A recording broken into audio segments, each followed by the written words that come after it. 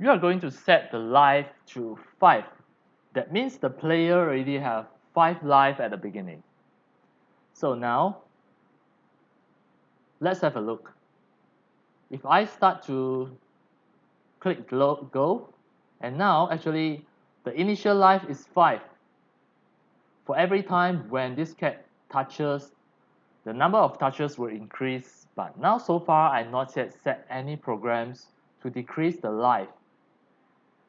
So now I stop the program first, and then you can see the initial life is set to 5. Number of touch is 0. Now, for every time when this cat sprite touching the mouse pointer, it changed the number of touch by increase 1. But now, at the same time, I want to change the life, drag the change life. This one you can always adjust. All the variables list will be there. You just need to drag out, change the life by -1. That means it will minus your life and wait for 1 second. So now let us have a try. I go to the full screen mode, and now I try to play. Now it is chasing my mouse cursor. For every time it touched me, my life already decreased.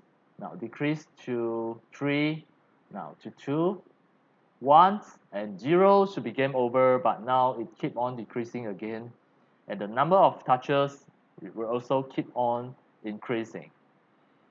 So actually we not yet set the life to 0. Once the life reach 0, it should be game over. We not yet set this algorithm. That's why it will keep on decrease, and you still can keep on play on this game. So next we are going to try to make that set a game over algorithm. So now you already set the initial life to 5.